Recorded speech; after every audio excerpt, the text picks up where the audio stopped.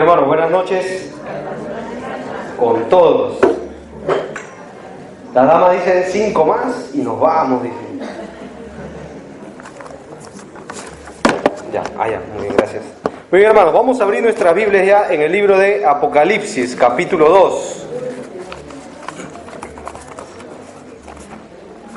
Apocalipsis, capítulo 2, por favor.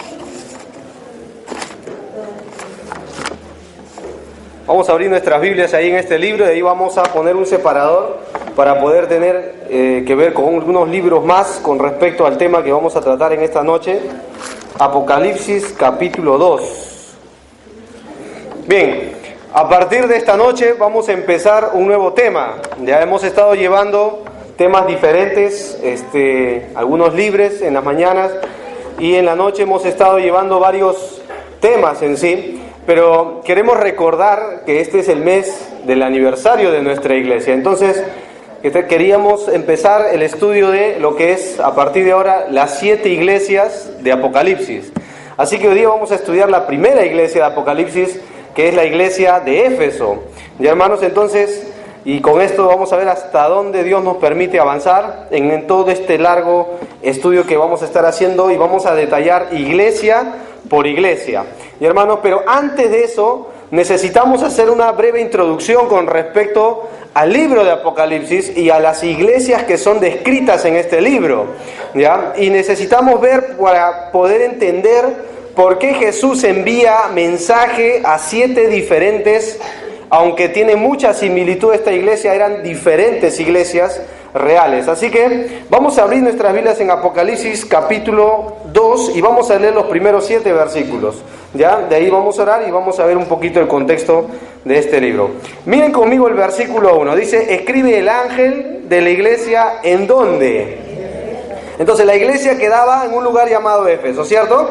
Ahora miren la presentación de Jesús. El que tiene las 7 estrellas en su diestra y el que anda en medio de los 7 candeleros de oros, dice esto: yo conozco tus obras y tu arduo trabajo y paciencia, y que no puedes soportar a los malos, y has probado a los que se dicen ser apóstoles y no lo son, y los has hallado mentirosos, y has sufrido y has tenido paciencia, por segunda vez, ahí está la palabra, y has trabajado ¿cómo?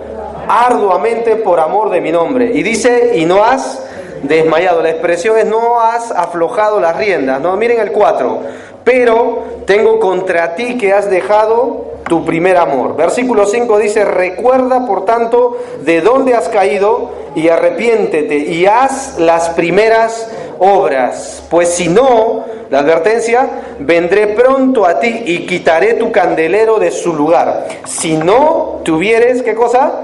Arrepentido. Versículo 6, pero tienes esto, que aborreces las obras de los nicolaítas, las cuales yo también aborrezco. Y el que tiene oído para oír, o lo que el Espíritu dice a las iglesias: al que venciere le daré a comer del árbol de la vida, el cual está en medio del paraíso de Dios. Hasta ahí nomás, hermanos. Vamos a orar para entregar este tiempo en las manos de Dios. Señor, en esta oportunidad, en esta noche en sí, este día ya domingo terminándolo, queremos darte muchísimas gracias por permitirnos vivir hasta este día, hasta esta oportunidad. Como dice la Escritura, hasta aquí Dios nos ha traído en su gracia. Y queremos recordar, como lo hemos hecho en la mañana, tu muerte, tu resurrección y tu sepultura, y sin duda alguna, al leer estas cartas, tu pronta venida. Señor, estamos muy ansiosos ya que tú vengas y queremos que nos motives hasta que tú vengas y nos, Señor, incites, nos animes a poder salir y ser testimonio a aquellos que aún no te conocen. Permítenos, Señor, pasar un tiempo que podamos examinar la Escritura. Señor, líbranos de tener oídos que puedan ser indiferentes a tu palabra. Danos la atención debida. Libra nuestra mente y corazón de todo prejuicio, de toda cosa que pueda distraernos de escuchar, Señor, tu voz. Te lo pedimos, Señor, en el nombre de Jesús. Amén. Muy bien, hermanos. La primera iglesia que se describe es la iglesia de Apocalipsis, ¿verdad? Ah, ya, están atentos. Entonces es la iglesia de Éfeso. Vamos a ver algunas cosas que tienen que ver con esta carta. En primer lugar, ya, cuando uno habla de Apocalipsis, por lo general hoy en día, ¿con qué lo relaciona? Con términos supersticiosos, ¿cierto? Entonces las personas van diciendo Apocalipsis, entonces salen películas de terror, del fin del mundo, y entonces vamos llevando a veces nuestra vida con un cierto miedo para leer este libro. Sin embargo, miren el capítulo 1, el versículo 1, ¿en qué consiste el libro de Apocalipsis? Observa, mira el capítulo 1, versículo 1 hasta la primera coma. ¿Qué dice ahí? ¿La revelación de quién? Otra vez, vuelvo a repetir, ¿la revelación de quién? ¿De quién habla el libro de Apocalipsis?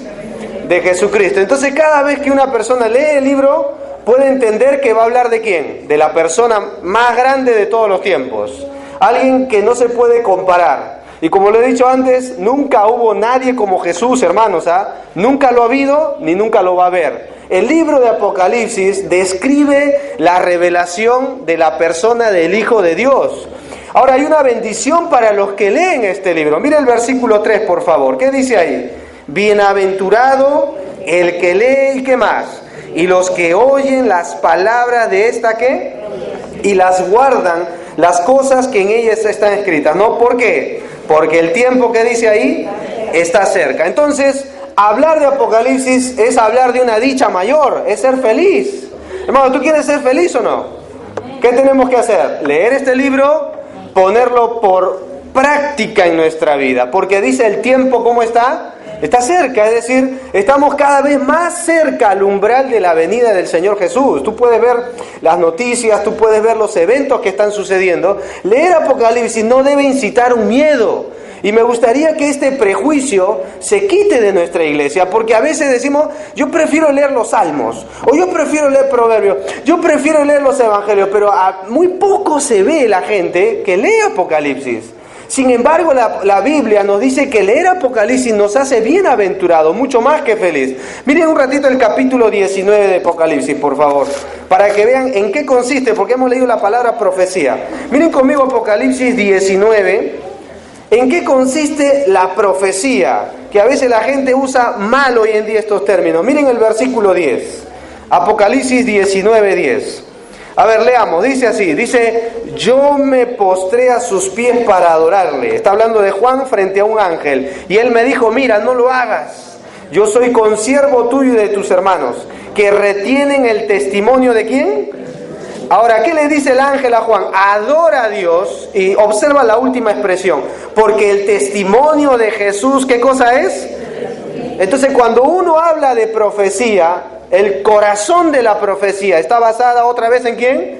En Jesús. El Señor Jesús es el testimonio, el espíritu de la profecía se basa en su persona. Así que hablar de Apocalipsis es netamente hablar de Él. ¿Está claro, hermanos? Entonces vamos a pasar todo este tiempo de estudios hablando de Él y lo que Él dice de sus iglesias. Porque, por cierto, la iglesia es de Cristo.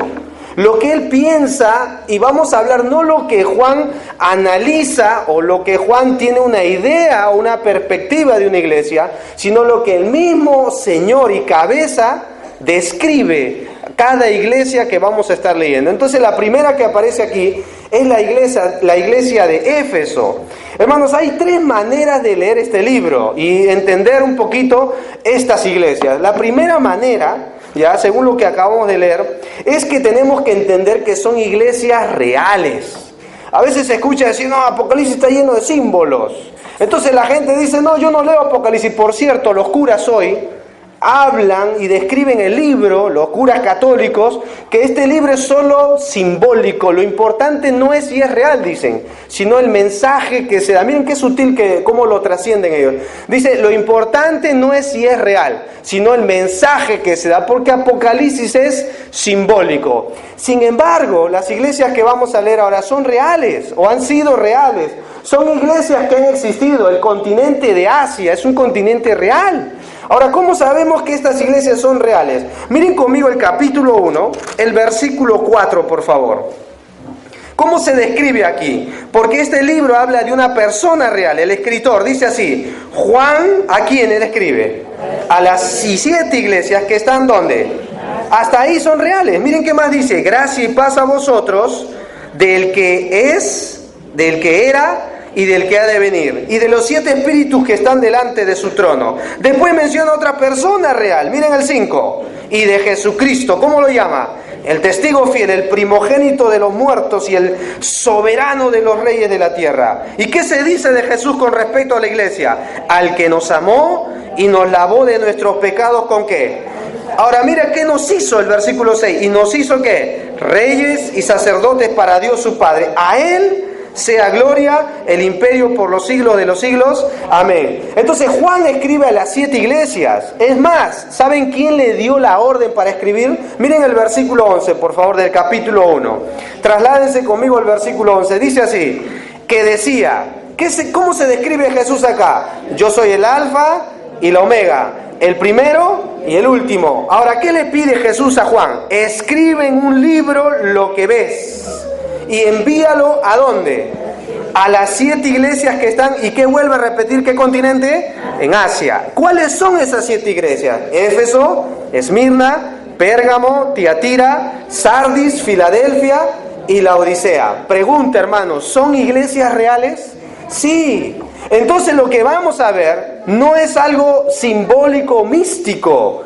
Tiene que ver con congregaciones, con pastores, con líderes, con hermanos que se congregaban, pero cada iglesia va a ser diferente. ¿Entienden eso o no? Ahora esto va a enseñarnos algo, ¿eh? Cada vez que nosotros vayamos a recorrer cada iglesia, yo espero, hermanos, que lleguemos a cualquiera de las iglesias, o quizás a todas, y decir, esa iglesia me describe a mí. ¿Entienden eso? Porque no solo podemos entender el libro de Apocalipsis como que son reales, sino también que son mensajes precisos de acuerdo a cada iglesia. Otra cosa para aclarar, todas las iglesias, por lo menos las 7 que se mencionan acá, tienen un contexto diferente de problemática. A veces uno escucha decir, ¿cómo me gustaría que La Roca sea como tal iglesia? Y se compara. Y a veces venimos con una mente, con un prejuicio, es que ahí no cantan como allá, es que ahí no se enseña como allá, es que ahí se debería hacer. Y vamos comparando las iglesias y a veces llegamos hasta el problema de juzgar a los que dirigen la iglesia, que por cierto Dios ha puesto dirigentes. Sin embargo, cada iglesia que vayamos a ver va a tener un problema diferente. Y todas van a tener algo en común. ¿Cuál es lo común? Miren conmigo el capítulo 2. El versículo 2, la primera expresión de Jesús, ¿qué dice ahí? Yo conozco, ¿qué? Tus obras. Mira el capítulo 2, versículo 9, a la iglesia de Esmirna. ¿Qué vuelve a decir? Yo conozco, ¿qué? Tus obras. Mira el capítulo 2, el versículo 13, la iglesia de Pérgamo. ¿Qué vuelve a decir Jesús? Yo conozco tus obras. Mira el capítulo 2, el versículo 19, la iglesia de Tiatira. Yo conozco tus obras. Y si sigues leyendo, todas dicen la misma frase. Parece ser que todas las descripciones de Jesús sobre sus iglesias es que Él es omnisciente. Ahora, esto nos enseña algo. Jesús, hermanos, está interesado en la condición espiritual de la iglesia. ¿Entienden eso? Jesús conoce a su iglesia. Él sabe con qué estetoscopio medirla, para que lo entiendas. Él conoce la realidad. Lo que nosotros vemos es cosas externas de la iglesia. Sin embargo, vas a ver que ahora, cuando vayamos a ver en Éfeso, se van a mencionar cosas asombrosas. Pero Jesús va a apuntar al corazón de la iglesia y Él ve todo. Hoy, cuando el pastor hablaba en la mañana con respecto al libro de Ageo, vino un versículo a mi mente. En lo último del mensaje, el de Gálatas, dice, Dios no puede ser burlado. Venía a mi mente ese libro. ¿Por qué? Porque el lente de Dios, hermano, la perspectiva divina es muy diferente. Cuando Dios mira de frente el problema y vas a ver la mirada penetrante de Jesús. Si tú puedes leer el capítulo 1, vas a ver cómo se describe la persona de Cristo, el que tiene como ojos como llamas de fuego. Es decir, el que puede examinar y penetrar al ser humano hasta en lo íntimo de sus pensamientos. Así que vamos a ver que estas iglesias se relacionan porque hay un solo Dios y que conoce a cada iglesia. Otra cosa que se repite, miren conmigo, está que tiene un énfasis especial. Por ejemplo, miren el capítulo 2, el versículo 7. Una frase especial al final de cada iglesia. ¿Qué dice ahí? El que tiene oído, oiga lo que el Espíritu dice a las iglesias. Mira el capítulo 2, versículo 11. A otra iglesia, ¿qué le dice? El que tiene oído, ¿qué dice? Oiga lo que el Espíritu dice a las iglesias. Mira el capítulo 2, el versículo 17. A la iglesia a Pérgamo, ¿qué le dice? El que tiene oído, oiga. Pregunta, hermanos, ¿qué quiere Jesús de sus iglesias? Que le escuchemos. ¿Y tú sabes cuál es el mayor tiempo para distraerse? El tiempo de la enseñanza. Es el tiempo donde más cosas suceden y es el tiempo donde Satanás está más interesado. Tú sabes que cuando una persona oye la palabra de Dios puede hasta salvarse. Una persona que no oye la voz de Dios puede hasta condenarse. Jesucristo dijo, de cierto os digo, el que oye mi palabra. ¿Y qué más?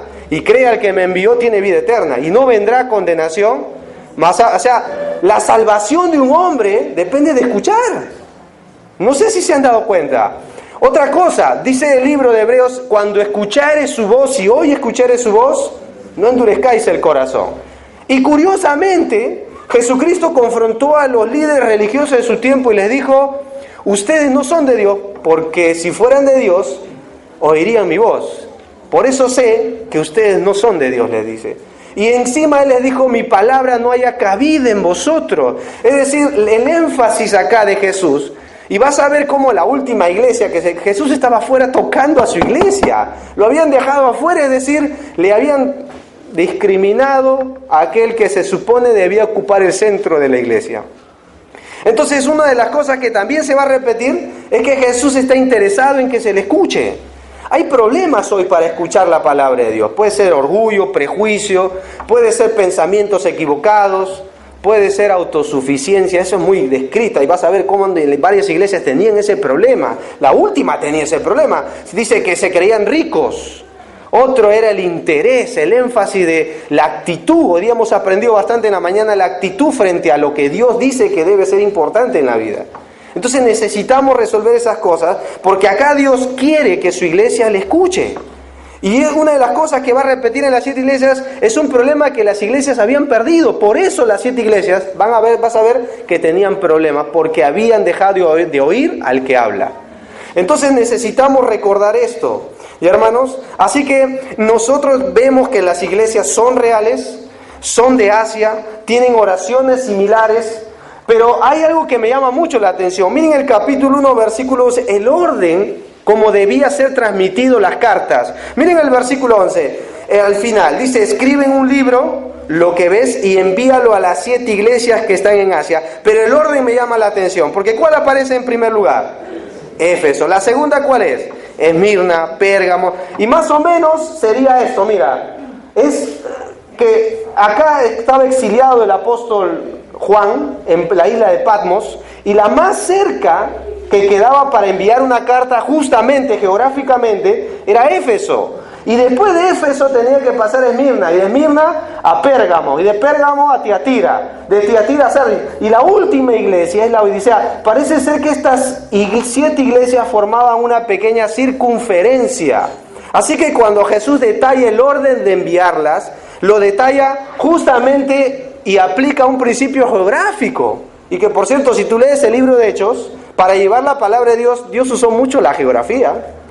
Y van a ver cómo Dios empleó la geografía para que el evangelio corra. Muchas veces Pablo quiso ir a un lugar y Dios no se lo permitió, hasta usó el tiempo.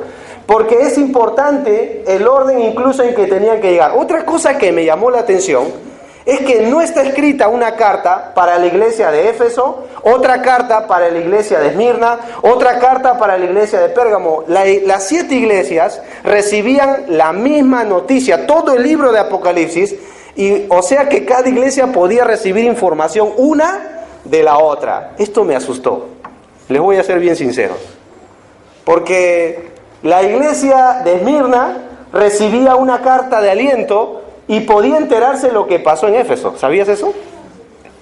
Yo me quedé preguntando, si Jesús nos enviara una carta literal a la iglesia de la Roca, ¿qué diría? ¿Qué diría de nosotros? Es como que si ahorita enviara a alguien una carta de 7 iglesias de Lima.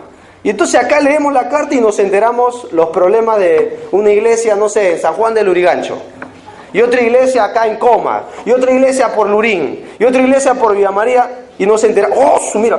¡No! Y cuando llega a la roca, pero es que era así. Estas cartas literales informaron toda la información y los problemas que cada iglesia tenía.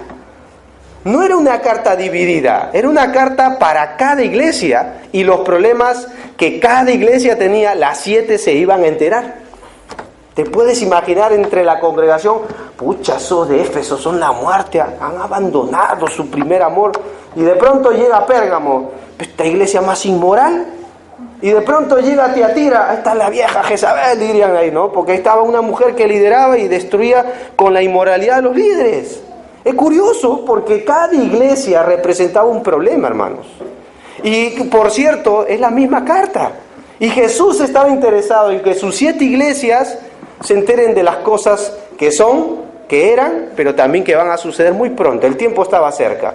Así que con esto en mente podemos entender, hermanos, que estas iglesias son reales. Entremos entonces a ver la primera iglesia. Versículo 1 del capítulo 2. Escribe al ángel de la iglesia en Éfeso. ¿Y cómo se presenta? El que tiene las 7 estrellas, ¿dónde? En su diestra, su derecha. Y el que anda en medio de los 7 candeleros de oro, ¿qué dice? Dice esto. ¿Cómo se presenta Jesús acá? El que tiene, la palabra tiene acá, es una expresión de autoridad. No es simplemente el que posee algo, sino está hablando el que es soberano sobre sus 7 iglesias. Y después se menciona algo más, dice el que anda, la expresión es el que se pasea continuamente. Y hermanos, al leer esta carta, yo quiero llamar toda tu atención, porque quiero que entiendan algo, hermanos, y creo que tiene que ver con lo que hemos aprendido en la mañana también. Quiero que entendamos algo. Cuando uno viene a la iglesia, escuchen esto, el énfasis principal es la persona de Jesús. ¿Entienden eso? Pero, hermanos, a veces venimos a la iglesia sin pensar en Jesús y sin pensar en lo que Él hizo por nosotros, y venimos solo a cumplir un lugar y un tiempo determinado, o por un hábito, un rito, o una costumbre. Pero no hemos venido con el énfasis de ver al Señor. ¿Tú sabes cuánto en su tiempo físicamente seguían a Jesús? ¿Sabes por qué las personas y multitudes se acercaban a Él? Me gusta el Sermón del Monte, dice, porque se acercaba y se agolpaba el pueblo para oír la voz. Y cuando incluso los fariseos mandaron sus alguaciles para tenderle una trampa, y volvieron y dijeron, nunca hemos escuchado a alguien como Él. Se asombraban, se maravillaban de la persona de Jesús. Y eso a veces debe ayudarnos a prepararnos antes de venir a la casa de Dios. Porque a veces vamos solo para que nadie nos diga nada. Para que después no me estorben y me digan, ¿por qué no vine? O a veces vamos porque, perdónenme muchachos, porque papá o mamá vienen. De verdad. A veces solo vamos porque, bueno, tengo que ir, pues. Sin embargo, el énfasis acá es que ver a Jesús, y acá Jesús es el que anda, pasea, y el que está interesado en su iglesia. Y por cierto, aunque físicamente no está, somos el cuerpo de Cristo y Él es la cabeza. ¿No dice la Biblia donde hay 2 o 3 en su nombre? ¿Qué dice después? Él está en medio. Quizá tú no le puedas ver física, pero Él está escuchando, y por cierto, Él es mi primer auditorio ahorita.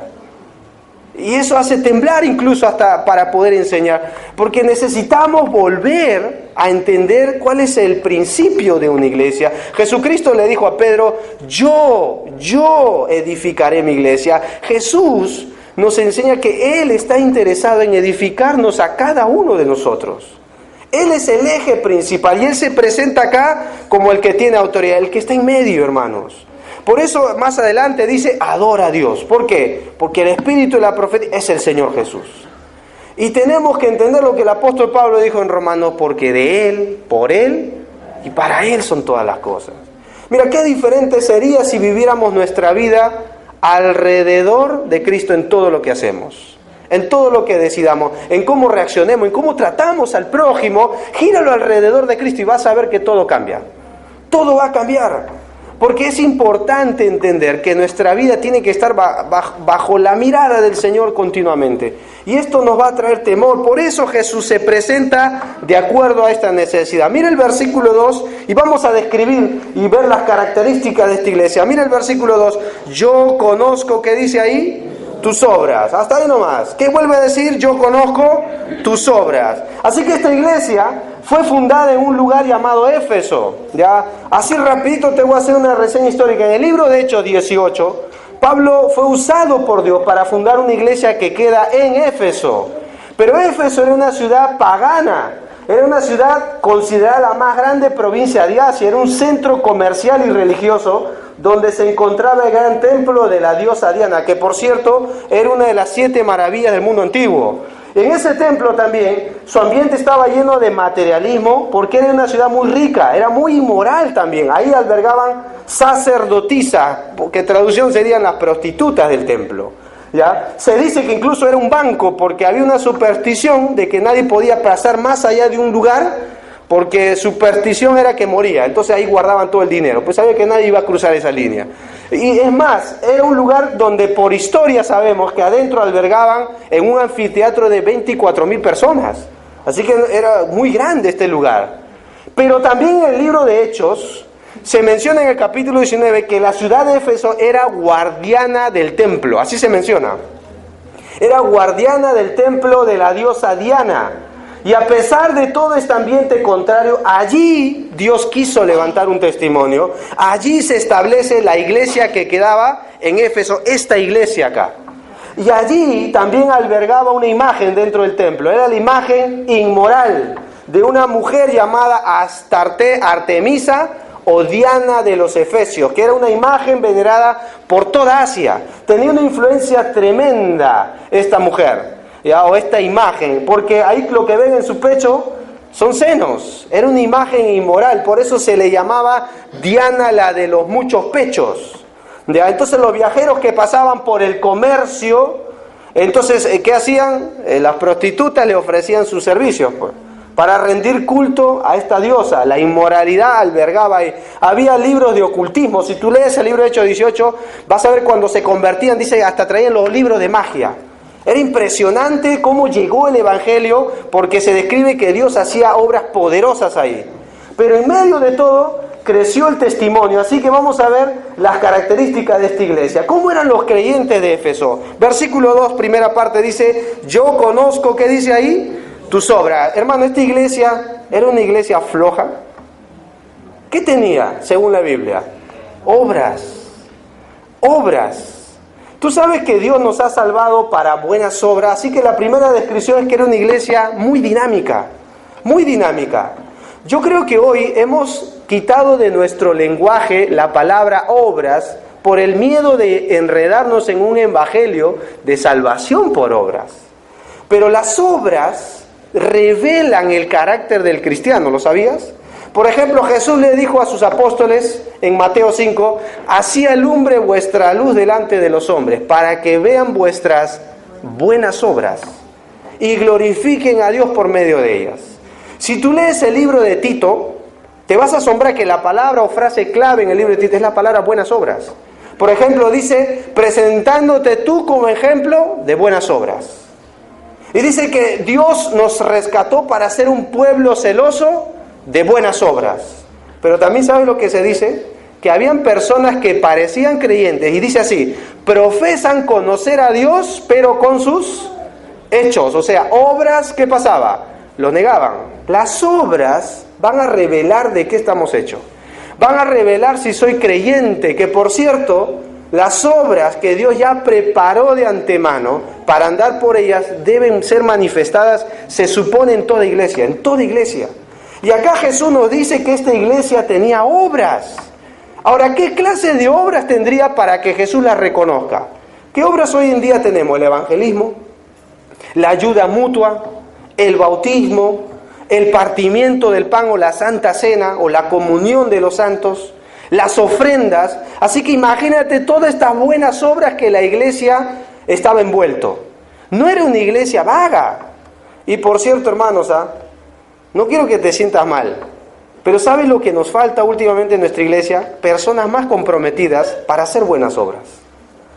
Hoy en día, gente viene a nuestra iglesia, incluso en los jóvenes se ve, en las reuniones. Vienen y solo para tomar un lugar en el asiento. Y hemos aprendido solo a estar conformándonos con escuchar. Pero no estamos dispuestos a hacer algo para el Señor. No, eso de involucrarme, no, hasta ahí nomás. Yo trabajo, tiempo extra, ¿qué beneficio gano yo? ¿Pero qué me van a dar? O sea, hemos discriminado lo que Jesús dice por cuál incluso debemos vivir en este camino. Y la razón por la cual nos ha salvado, que es para buenas obras. Muchos hemos discriminado, como hemos aprendido en la mañana, el diezmo. Algunos están discriminando el hecho del evangelismo. Hermano, estamos saliendo a evangelizar en la semana y saben, siempre son pocos. Siempre son pocos. Parece ser que tiempo no hay para salir a evangelizar. Y entonces dicen, no, pero Dios ve mi corazón. Muy bonita expresión para no hacer lo que Dios quiere que hagamos. De verdad, hermanos, perdónenme, pero esta iglesia es una bofetada a veces a nosotros que nos conformamos en no practicar las obras que Dios ya estableció para andar. Y por cierto, era una iglesia obediente porque tenía dinamismo entre sus creyentes. Yo no creo que el pastor de esta iglesia le obligaba, ya lo tenía. Y Jesús reconoce a esta iglesia que tenía obras. Qué importantes son las obras en el creyente. Muchos vienen a la fe, ¿saben por qué? Por las obras que hacemos. Por cómo manejamos nuestro estilo de vida. Esta iglesia era una iglesia dinámica. En segundo lugar, era una iglesia dedicada. Mira la segunda frase, yo conozco tus obras. ¿Y qué más se menciona ahí? Tu arduo trabajo. ¿Y qué más? Y paciencia. Era una iglesia que trabajaba. La palabra trabajo acá no es la expresión de un trabajo y nada más, un cumplimiento de horario. La palabra trabajo no es la palabra laborar acá.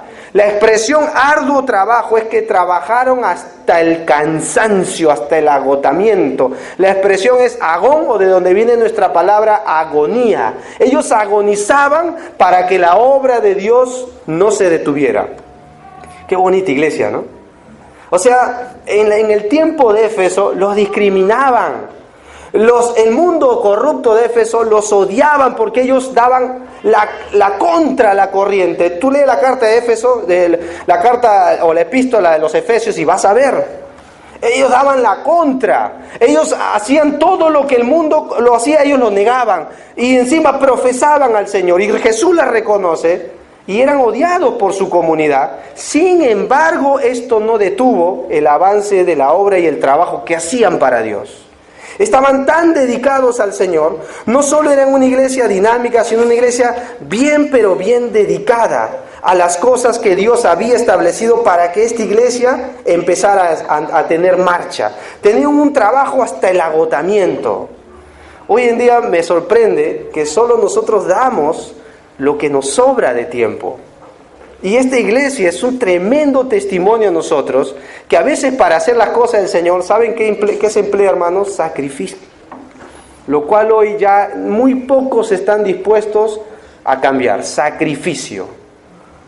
Bueno, si tengo tiempo. Bueno, si tengo dinero. Bueno, si me alcanza. Bueno, si Dios me bendice. Bueno, si es que si la iglesia hace algo por mí, entonces yo lo voy a hacer. Bueno, si la iglesia de amor, pero la expresión sería, ¿qué hago yo? ¿Qué aporto yo para que la iglesia empiece a avanzar en su reino? Esta iglesia trabajó así. Y a veces nosotros ponemos muchos peros, hermanos, pero esta iglesia y su condición nos enseña mucho, pero dice que tenía paciencia. Mire un ratito el versículo 3, por favor. ¿Cómo la describe Jesús? Y has sufrido y has tenido, ¿qué vuelve a mencionar ahí? Paciencia. Así que hay dos clases de palabras acá, un poquito raras. Pero la palabra paciencia es la palabra que habla de resistencia o aguante. Es la palabra de permanecer a pesar de la prueba. Así que ellos en el servicio permanecieron y en el sufrimiento también. Ni por un lado ni por el otro, Satanás pudo desviar o desenfocar a su iglesia. Interesante, ¿verdad? Porque esto creo que debe caracterizarnos a nosotros. Un hombre que personalmente siempre me gustó mucho, que es Carlos Spurgeon, él decía así, Oren por mi iglesia, el Tabernáculo Metropolitano de Londres. Oren, él escribió en uno de sus sermones, oren para que Dios envíe en mi iglesia hombres que tengan agallas, que cuando sepan que algo no está bien, simplemente no se alejen ni se dobleguen. Que cuando hombres vengan y nos traten mal, ellos perseveren mucho más, porque hay dificultades que superar y enemigos que enfrentar. Y que en la oposición sean más fieles al Maestro, y que mientras más se les empuje al fuego, más fogosos se vuelvan. Y cuanto más los pisoteen, que más poderosos se hagan por la causa del Señor Jesús. Creo que Éfeso tenía esa clase de creyentes. Tenía este testimonio entre su congregación. Gente que no se doblegó, que supo permanecer a pesar de la presión que el mundo le ponía a esta iglesia. Era una iglesia muy dedicada. Miren el versículo 2, la siguiente expresión. Yo conozco tus obras, tu arduo trabajo y paciencia. ¿Y qué más se menciona? Y que no puedes soportar ¿a quién? A los malos. Era una iglesia con disciplina. Era una iglesia que aplicaba la disciplina. La expresión acá es que simplemente detectaban a alguien que andaba mal, que decía ser cristiano, pero sus obras eran contrarias y los disciplinaban. No tenían nada que ver con aquellos que hacían lo malo. Ellos condenaban a los que profesaban el nombre de Cristo y se conocían contrariamente, para que lo entiendan. Y qué buen ejemplo también para nosotros, ¿cierto? Era una iglesia que era observadora, pues. Era una iglesia que Jesús mismo realza, porque era una iglesia que no podía aguantar a aquel que hacía lo malo. Y por cierto, el que hace lo malo, dice Juan, no ha visto a Dios. Pero el que hace lo bueno, ese sí conoce a Dios y es conocido incluso por Él. Interesante. Pero hay otra descripción acá. ¿Qué dice de lo demás del versículo? Y has probado, observa esta expresión, has probado a los que, ¿qué dice ahí? Se dicen ser apóstoles y ¿qué más? Y no lo son. ¿Y los has hallado qué? La expresión aquí es que tenían discernimiento. Eran muy cuidadosos con los que predicaban en su iglesia. Me gustó esta expresión porque la palabra probar es la palabra doquimazo. ¿Saben cuándo se empleaba esto? Cuando venían personas y tenían cambistas de monedas. En aquel tiempo había monedas de plata y de oro. ¿Saben cómo probaban la autenticidad o si la moneda era genuina o no? Ellos le hacían un corte a la moneda, porque a veces solo podía estar superficialmente bañada, lo que hoy decimos bañado en oro, ¿no? Pero en aquel tiempo, para ver si el oro era puro, le hacían un corte a la moneda. Y entonces si se mantenía era porque evidentemente la moneda era 100% pura de su material. Así que la expresión probar es que ellos hacían un corte a los ministros que venían de otras congregaciones y los probaban, dice. Pero ¿qué clase de personas eran probadas? Dice acá, a los que se dicen ser apóstoles. Mucha gente en este tiempo profesaba el mando del apostolado. Entonces decían ser apóstol y traían otra revelación, traían otras doctrinas, otras prédicas. Y muchos en otras congregaciones que vamos a ver, en otras iglesias, caían en ese problema. Pero esta iglesia, para que lo entiendas, no cualquiera predicaba en su púlpito, para que lo entiendas. Examinaba bien a las personas. Y yo creo que esto, hermanos, tiene que haber en nuestra iglesia. Discernimiento. El libro de Hebreos nos dice que el discernimiento es para aquellas personas que han sido ejercitadas en la palabra de Dios. Dice que incluso nosotros debemos juzgar, evaluar, no condenar, pero sí examinar a las personas que pueden venir a nuestra congregación. Por cierto, yo varias veces le he dicho, Satanás no va a decir un día, esta es la roca, aquí no voy a entrar. Él va a infiltrar un día gente. La Biblia dice, habrá entre vosotros, o sea, tarde o temprano va a haber. Y la idea de las enseñanzas es preparar a nuestra congregación para ejercer un discernimiento cuando venga un viento de doctrina diferente. Que haya hombres que se paren por la verdad, no que se alejen cuando esto suceda.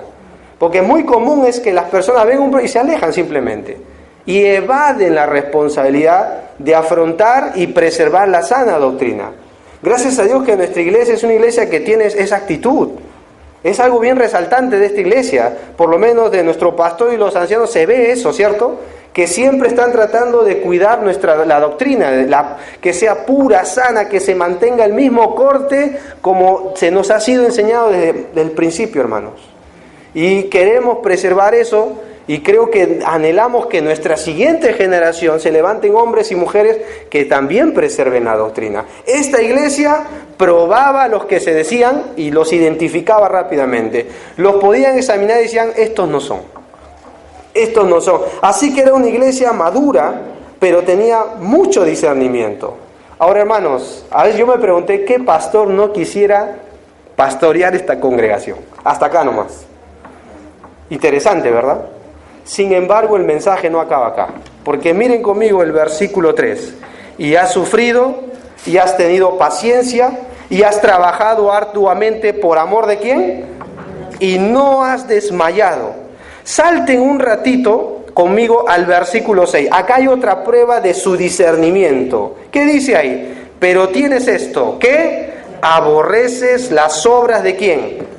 De los nicolaitas, las cuales yo también, ¿qué? Esto me asombra, te voy a decir por qué. Porque es una de las pocas veces que yo veo en la Biblia que Jesús literalmente dice que aborrece algo. Muy poco lo vas a ver. Pero si Jesús aborrece algo, esa es prueba evidente de que hay algo serio detrás de todo esto. ¿Cómo lo comprobamos? Mira el capítulo 2, versículo 15. En la iglesia de Pérgamo también habían estas personas. ¿Qué dice el 15? También tienes a los que retienen la doctrina de ¿quién? Las que yo ¿qué? ¿Queda claro que Jesús aborrecía estas clases de personas o no? ¿Queda claro que Jesús aborrecía esta enseñanza o no? Pero la pregunta que uno se hace es, ¿y quiénes son estos? Yo estuve averiguando un poquito quiénes son los nicolaitas, porque la iglesia de Éfeso lo distinguió y de frente, no se dice que estaban, simplemente los detectaron rápido y en esta iglesia no hubo lugar para ellos. Pero en Pérgamo sí, en Pérgamo dice estaban dentro. Entonces, ¿qué es los nicolaitas? La palabra nicolaitas no es una traducción, sino una transliteración en sí de dos palabras, Nico y Laos. Nico habla de gobernar, y Laos viene de la palabra laico, pueblo, que quiere decir gobernar el pueblo. Esta es la primera interpretación. Se hablaba de que era un pueblo sacerdotal que introducían filosofías medias raras dentro de las iglesias. Pero en la segunda descripción, o por lo menos interpretación de los nicolaitas, creo que se adapta más. Es del origen de un tal Nicolás, donde se describe a esta iglesia con un problema muy serio. Se dice que ellos en su tiempo entregaron a los placeres sus cuerpos, llevando una vida de indiferencia e inmoralidad. La libertad fue reemplazada por el libertinaje, y este Nicolás la fundó. Yo creo que esto se adapta más. ¿Saben por qué? Porque cuando tú ves en la iglesia de Éfeso no entraron, pero en la iglesia de Pérgamo estaban dentro. ¿Y tú sabes qué problema tenían en Pérgamo? La inmoralidad. Así que ahí estuvieron cómodos. Y es lo que hoy se está propagando mucho. Frases como, la gracia de Dios, se usa mucho hoy en día, perdona, y la gente sigue pecando inmoralmente. La gracia de Dios. Y Tito justamente dice, estos profesan conocer a Dios y convierten en libertinaje, ¿saben qué cosa justamente? La gracia de Dios. Sin embargo, el mismo Tito aclara en el capítulo 2 que la gracia de Dios nos enseña a renunciar a la impiedad y a los deseos mundanos, y a vivir en este siglo sobria, justa y piadosamente. Es muy diferente a simplemente, no, la gracia me perdona y sigo pecando. Hay gente que usa el término de misericordia y gracia para darse el permiso de pecar sin ninguna restricción. Esta era la doctrina de los nicolaitas. Y Jesús queda claro que la aborrecía, hermanos. Así que si nuestra iglesia permite la libertad o inmoral en nuestra iglesia, entre nuestros jóvenes, entre los niños, entre los adultos, ten por seguro que Jesús va a aborrecer eso. Jesucristo no ha cambiado. Jesucristo es el mismo ayer, hoy y por los siglos. Lo que antes Dios aborrecía, Dios sigue aborreciéndolo hoy. Dios lo que llama pecado en la antigüedad, lo sigue llamando hoy pecado, hermanos. Y Dios nos ayude a tener ojos vigilantes con un buen discernimiento para cuidar que nuestra iglesia se mantenga pura y no libertina. ¿Y saben que este es un miedo en nosotros? Yo te voy a confesar que este es mi miedo y te voy a decir por qué. Porque la última iglesia que aparece en el Apocalipsis es la iglesia de la Odisea y su característica es que era libertina. Y algunos estudiosos describen que es el orden profético de las iglesias. Por tanto, la última característica de la iglesia mundial, ¿saben qué será? La inmoralidad y la tibieza. Qué curioso que personalmente uno escucha de otros lugares este problema.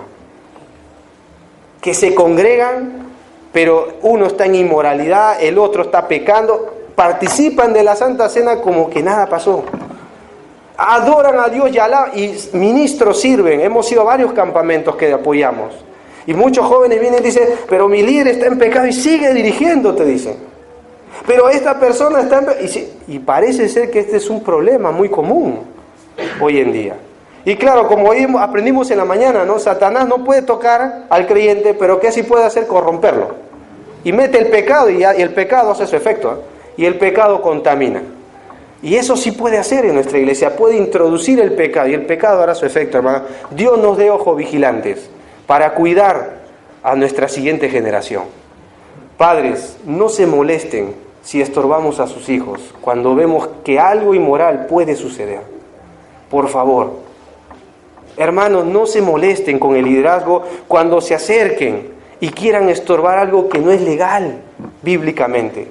¿Saben por qué? Porque detrás de eso pueden haber tristes consecuencias irreparables. Esta iglesia practicó el discernimiento. Más bien apoyemos al liderazgo. La Biblia dice que está puesto para provecho. El libro de Hebreos dice que incluso ellos un día van a dar cuenta. Y si están puestos es para frenar, cuidar, y que por cierto la palabra obispo o literalmente anciano es alguien que vigila. Y esa es su labor de los ancianos. Vigilar que la iglesia ande bien. Y parte de lo que ande bien es la moralidad de nuestra iglesia. Pero aquí Jesús deja claro que esta iglesia tenía discernimiento y no podían soportar aquello que moralmente estaba mal. Pero tristemente el mensaje termina con un siguiente problema. Miren conmigo el versículo 5, al cual saltamos. O 4, perdón. Pero tengo contra ti que marque esta palabra. No dice, escuchen, perdido. A veces se menciona, ha perdido tu primer amor. No, ¿qué cosa hicieron ellos? Has dejado tu primer amor. La expresión ahí tiene que ver con un descuido y dejadez. No es algo casual, no es algo accidental, fue algo voluntario. ¿Entienden eso? ¿Cómo lo sabemos? Porque después Jesús le va a decir, arrepiéntete. No le va a decir que cualquier persona por descuido, casualidad, simplemente en la vida perdió su primer amor. No, no es así. Cuando una persona abandona su primer amor, lo hace voluntariamente, lo hace conociendo lo que no debe hacer. Fue algo que la iglesia sabía y lo había descuidado. Por eso Jesús dice, tengo contra ti que has dejado tu primer amor. Dios evaluó a la iglesia, la exaltó, pero después dijo, pero tienes un problema. Y es que has dejado lo más importante en esta vida. ¿Qué es el primer amor? Los que estamos casados entendemos esto, ¿cierto? ¿Alguna vez tu esposa te dijo, hermanos, ¿por qué ya no eres como antes? ¿Por qué ya no me regalas? ¿Por qué ya no me coqueteas? ¿Por qué ya no me acaricias? Cuando estábamos de novios, hasta pasabas tiempo, llamabas, no sé, regalitos, obsequios. ¿Y qué pasó con el tiempo? A veces, ¿cómo hacemos nosotros? O sea, cursi, ¿cierto? Como una esposa que le dice a su esposo, Carlos, le dice, cuando estábamos de novios, me decías que me amabas tanto, y cuando nos casamos, me seguías diciendo que me amabas tanto que hasta parecía que me comerías viva, dice. Y entonces el esposo le dice, sí, pero parece que he perdido el apetito, le dice, ¿no?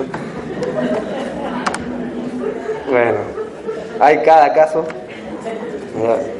Pero cuando hablamos del primer amor, hablamos de esa devoción, de esa pasión. Yo le decía a mi esposa, a mí me gusta ver una persona que recién ha aceptado a Cristo.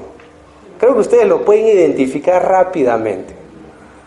está emocionado, está como el cojo que fue sanado por Pedro, ¿cierto? Dice que iba saltando y alabando a Dios. Y a veces tú ves un nuevo creyente y que salta, alaba a Dios y comparte la Biblia y se junta con uno y le dice, mira, Dios me habló aquí, le va a su casa hasta que se encuentra con ese creyente antiguo. Yo también era como tú. Pero un día pisarás la tierra.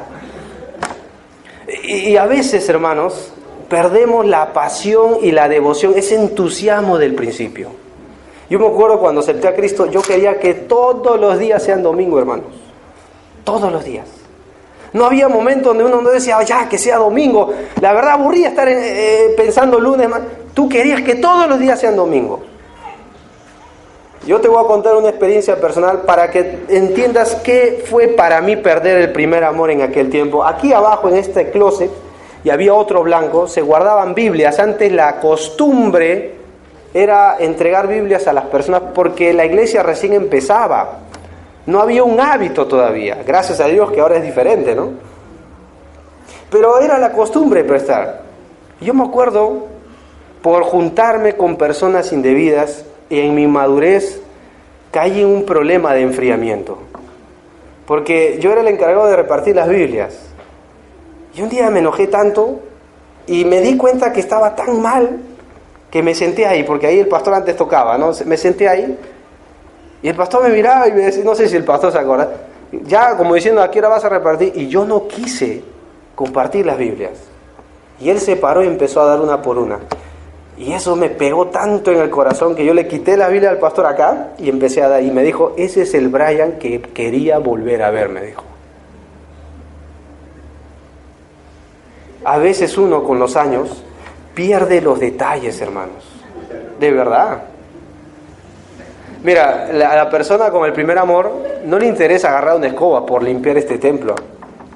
No le interesa la hora, a veces, hermanos. A veces más bien tienes que decirle, anda a tu casa ya.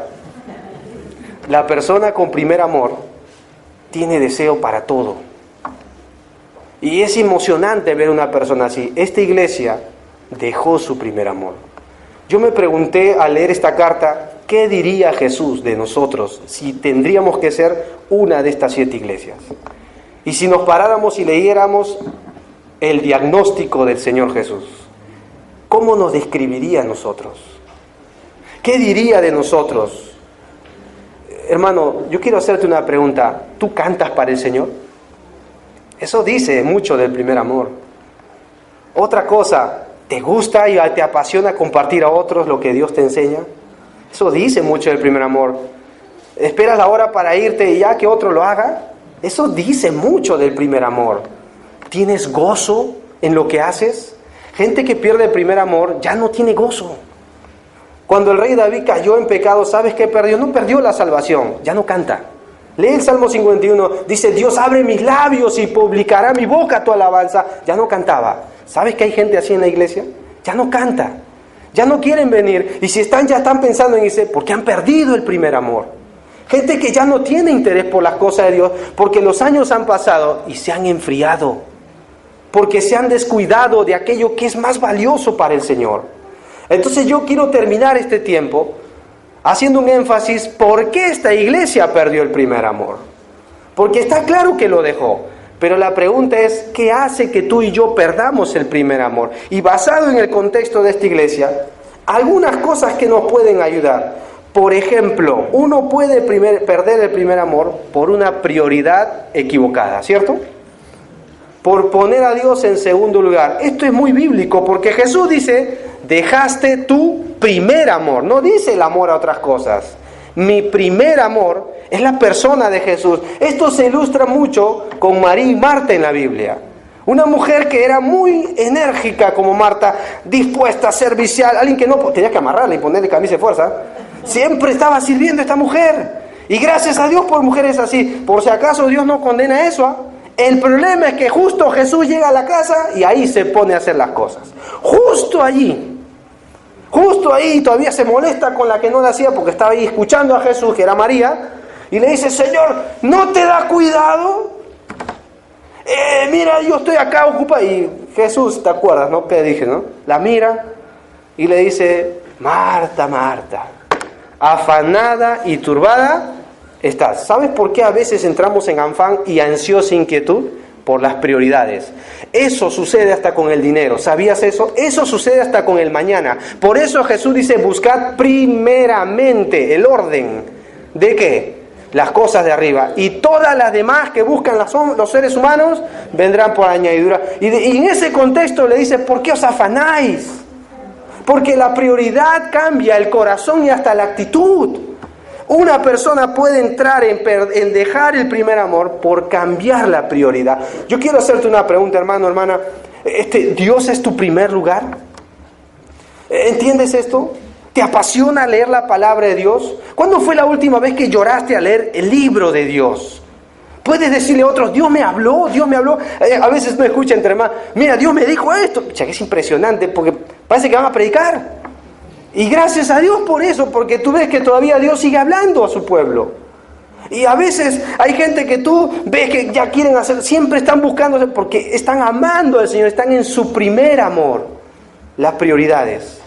Son importantes volver a las prioridades. ¿Cómo lo sabemos? Mira el versículo 5. Recuerda, por tanto, de dónde has caído, arrepiéntete. ¿Y qué le vuelve a decir a Jesús? ¿Cuál es su medicina? Haz las primeras, ¿qué? Es decir, pon las cosas en orden. Eso es lo que significa acá. No dice que no deje de hacerlas, simplemente es vuelve a hacerlas. Es decir, lo que era más importante lo había descuidado.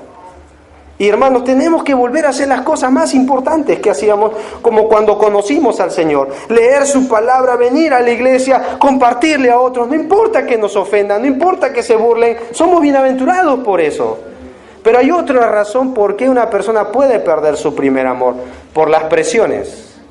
Porque acá dice que esta iglesia había sufrido. Mira conmigo el versículo 3. Y has sufrido, y has tenido paciencia, y has trabajado arduamente por amor de mi nombre, y no has desmayado.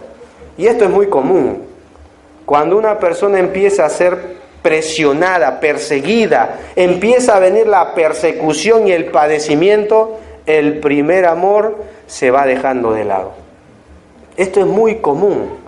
Tanto que Jesús usó una parábola, y en esa parábola del sembrador describe a uno que al momento recibe la palabra, ¿sabes cómo? Con gozo. Pero después viene ¿qué? La persecución por causa de la palabra. ¿Y qué pasa? Se hace infructífero, abandona.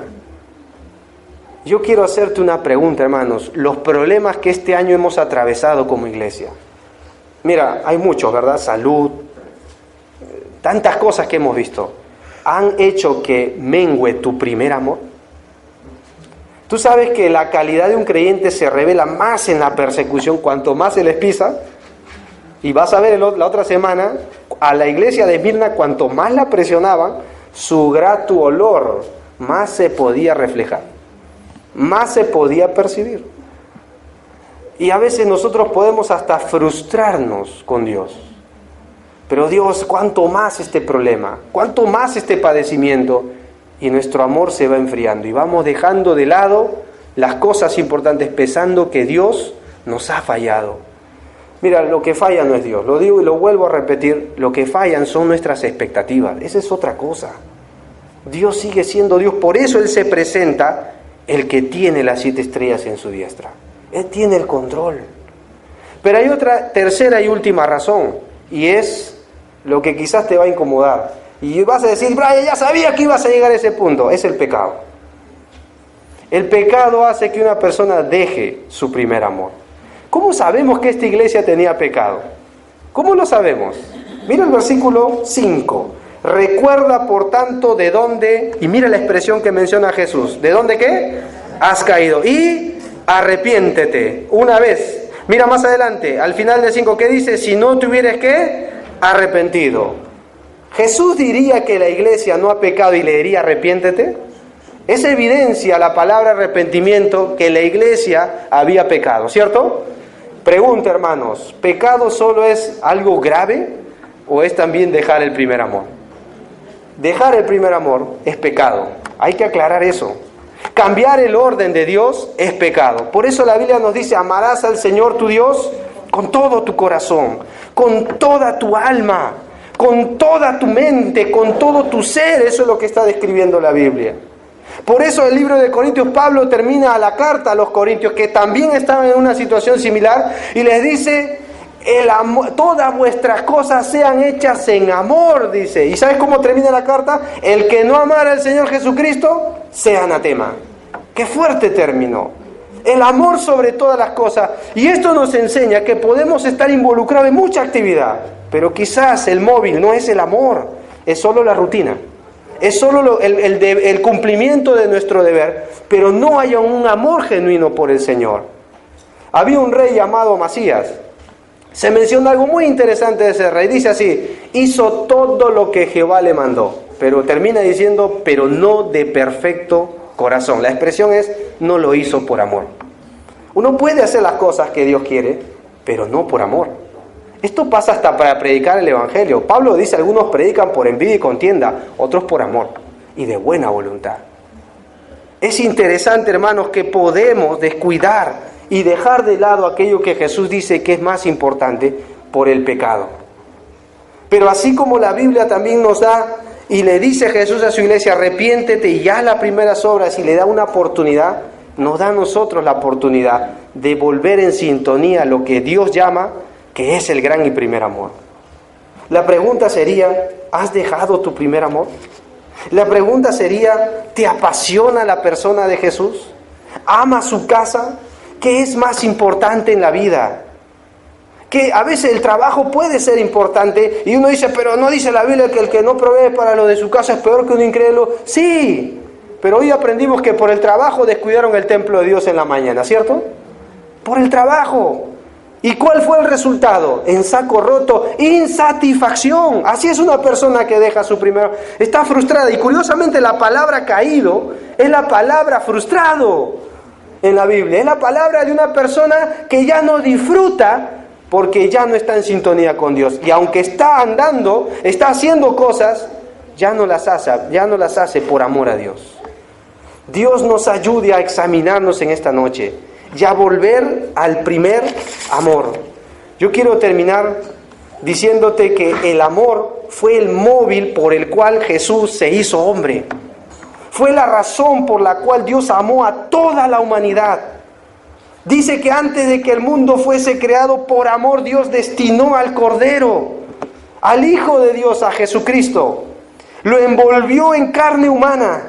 Lo hizo nacer como tú y yo. Yo no sé, qué humillante.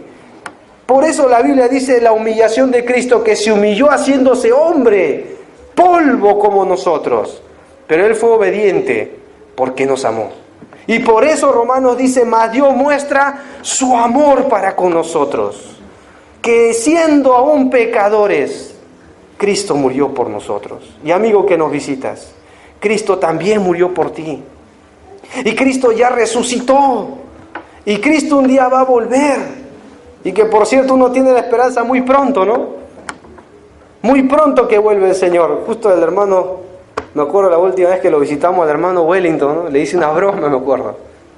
Y le dije: hermano, si te adelantas antes de nosotros, dile que nosotros ya le estamos esperando. Él se reía, ¿no?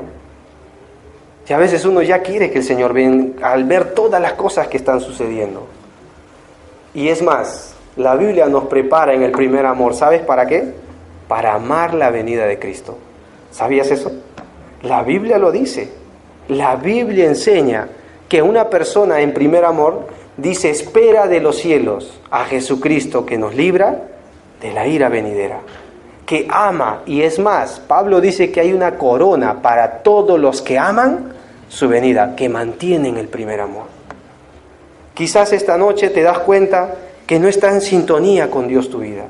¿Por qué no tomar un tiempo de evaluarnos y decirle: Dios, yo quiero volver a lo que tú dices que es más importante en la vida? Vamos a inclinar nuestra cabeza y vamos a cerrar nuestros ojos.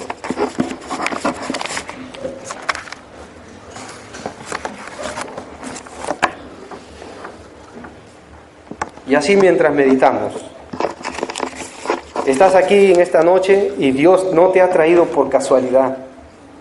Dios lo ha tenido ya preparado.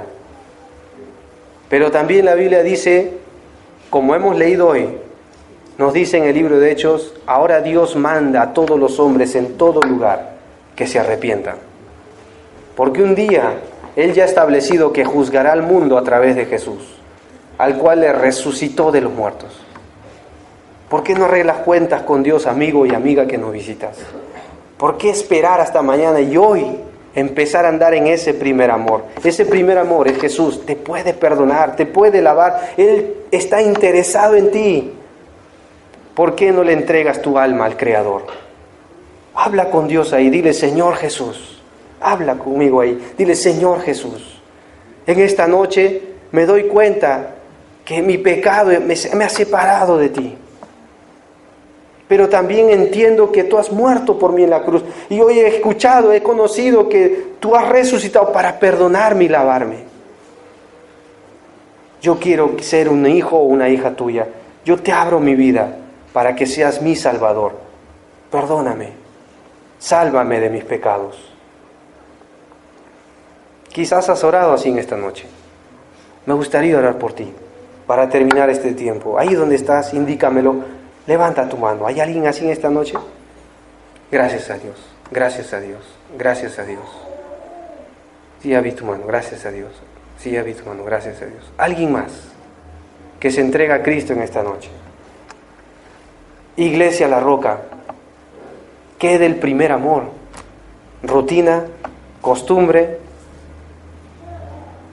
y a veces hasta hemos perdido la emoción del primer amor. Señor, gracias te damos por Jesucristo, porque en Él se basa toda la profecía. Y ayúdanos, Señor, a volver al primer amor, a examinarnos. Y si nos hemos enfriado, Señor, si hemos descuidado, perdónanos. Ayúdanos a volver a ese primer amor. Te lo pedimos, Señor, en los méritos del Hijo de Dios. Amén. Mis hermanos, muchas gracias.